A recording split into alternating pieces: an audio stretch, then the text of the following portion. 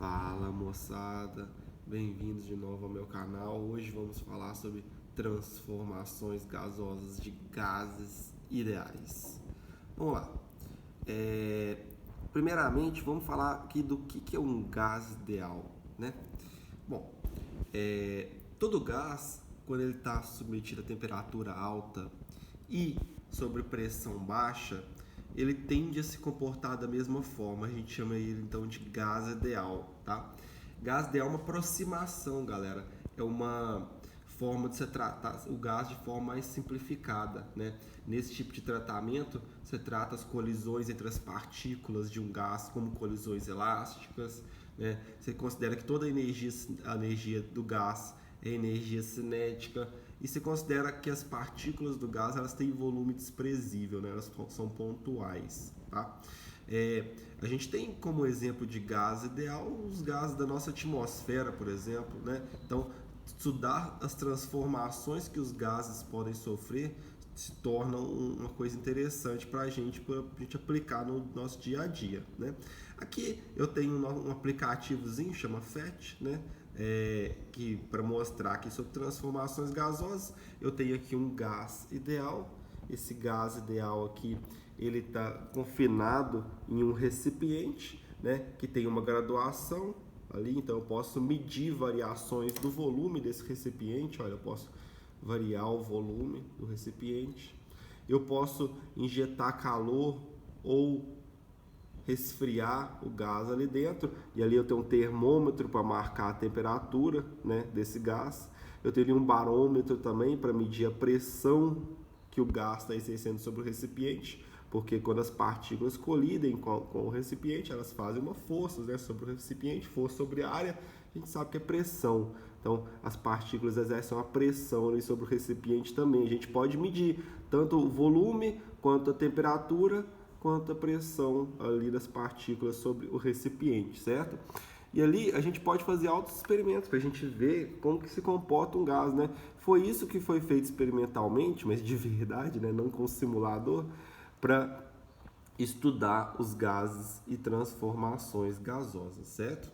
E ali a gente tem que essas aí são as variáveis de estado de um gás que a gente falou, pressão, volume e temperatura, né? Algumas referências também citam a massa, e aí a massa vem associada pelo número de mols, né, do gás. Nessa parte da matéria, importante a gente falar de algumas relações aqui muito valorosas, tá?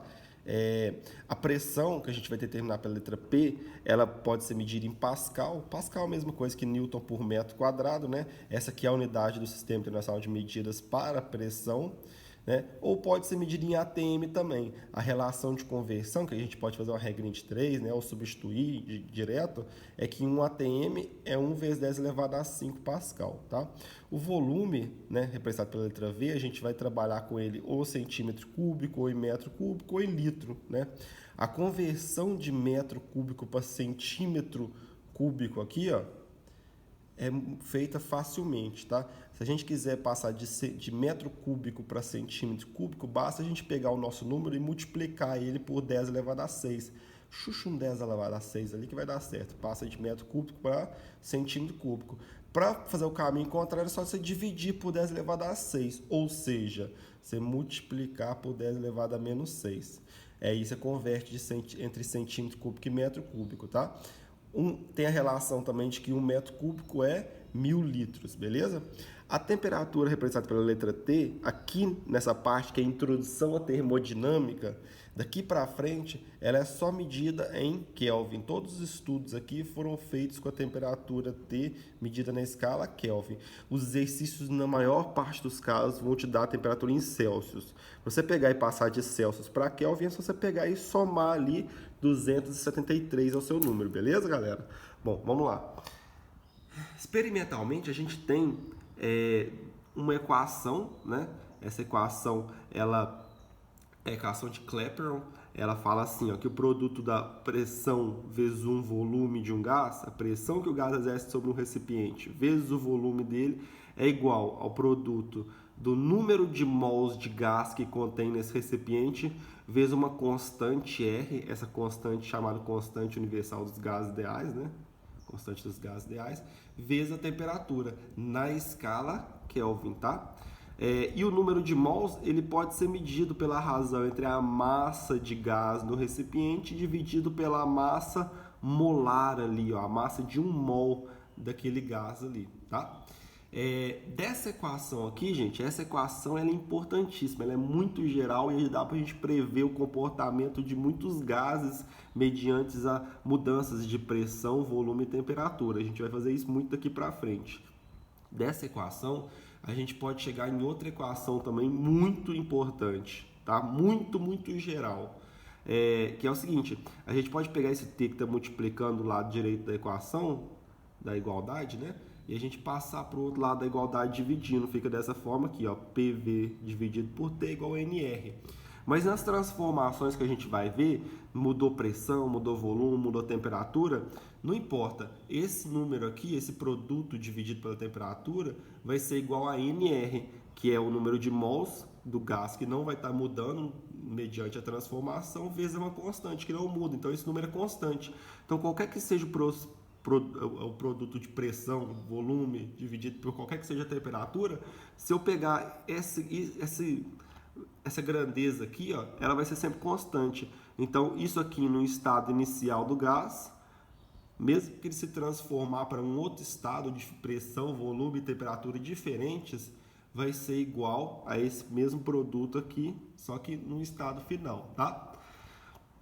Essas equações aqui, ó, são as equações de trabalho nossas, tá? Vamos decorar elas, que elas são realmente importantes.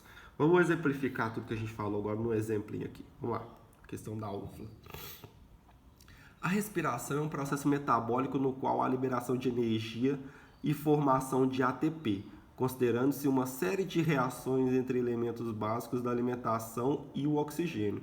Sabendo que uma pessoa dormindo consome 0,24 litros por minuto de oxigênio, então é a quantidade de litros de oxigênio que a pessoa consome em 1 minuto, né?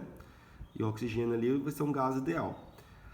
A temperatura de 37 graus Celsius e a pressão de 1 atm, qual é o número de moles de oxigênio consumido em 1 hora? Ela considera o oxigênio como um gás ideal. E ele te dá ali a pressão, né, em atm ou em newton por metro quadrado, e a constante dos gases ideais. Repara aí que essa constante, ela está em Pascal vezes metro cúbico, ela está nas unidades do Sistema Internacional de Medidas, tá? Então, 8,31.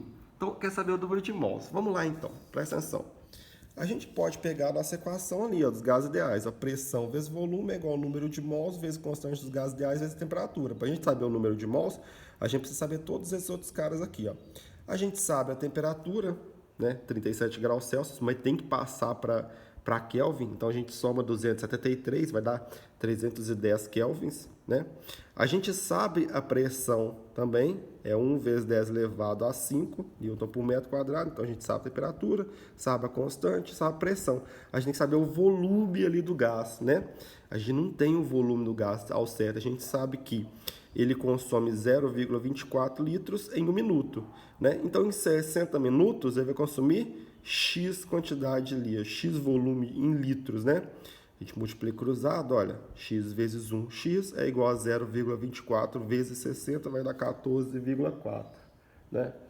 Aí, isso aqui é o volume em litros, mas tem um detalhe, olha a constante aqui, ó, metros cúbicos, o volume está sendo dado em metros cúbicos, então a gente tem que converter, né, passar de litros para metros cúbicos. Para isso, é só a gente pegar e jogar aqui, ó, dividir no 1000, a gente vai dividir esse valor aqui por 1000, né? 1000 é 10 elevado a 3, então a gente pode subir isso aqui como 10 elevado a menos 3. Esse aqui é o volume ali do gás. Bom, substituindo os valores, ó, de pressão, volume, a constante dos gases e a temperatura, a gente vai ter a seguinte equação, ó. Então vamos resolver isso aqui. 1 vezes 14,4, 14,4. 10 elevado a 5 vezes 10 elevado a menos 3, a gente mantém a base e subtrai os expoentes aqui, né? Vai ficar 5 mais o menos 3, vai ficar 2. Aqui 8,31 vezes 310 dá 2.576,1. E agora, ó, 14,4 vezes 100, que é 10 elevado a 2, vai dar 1440, joga esse cara para o outro lado da igualdade, dividindo, né? E aí a gente tem que essa razão vai dar aproximadamente 0,56 mols, tá? Resposta certa, letra D de Diego. Bom, esse é um tipo de exercício, tá? Que fala a respeito das grandezas ali e pede uma outra, né? A gente tem também exercícios que envolvem transformações. Quando envolver transformação, gasosa, fala assim, foi de um estado para o outro, ou tal grandeza mudou do gás. Aí a gente vem para essa equação aqui, ó, tá? Então vamos lá, vamos pegar e exercitar nesse cara aqui. Vamos lá, exercício da UFA também. Um recipiente com êmbolo contendo um gás ideal encontra-se em um ambiente em equilíbrio térmico a pressão P0, volume P0 e temperatura T0. A temperatura desse ambiente é reduzida lentamente de forma que o sistema recipiente-gás passe por uma sucessão de estados de equilíbrio termodinâmico. Quando a temperatura é T0 sobre 2, caiu pela metade, né? E o volume do recipiente é V0 sobre 3, caiu para 1/3 do volume do recipiente, é correto afirmar que a razão entre a pressão final e a pressão inicial P0 é... Então, olha lá, vamos listar isso aqui, ó. A gente tinha o estado inicial de pressão inicial, volume inicial e temperatura inicial. Isso foi para um estado final de outra temperatura, outro volume e outra pressão. A gente quer saber essa nova pressão em termos da primeira, né? A razão entre a pressão final e a pressão inicial. E aí o que a gente faz? É bem seguir uma receita de bolo mesmo, né? A gente tem aquela equação, a gente substitui os valores no início e no final. No início, P0, V0, T0.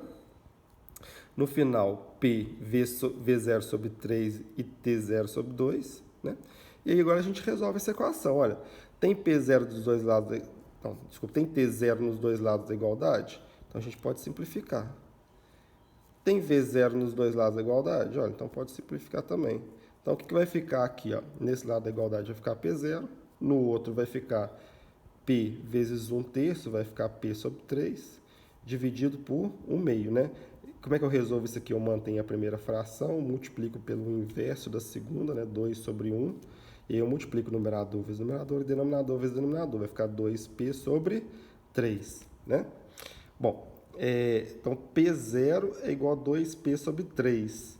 E aí eu posso pegar, jogar o 3 para o outro lado da igualdade multiplicando, fica dessa forma aqui.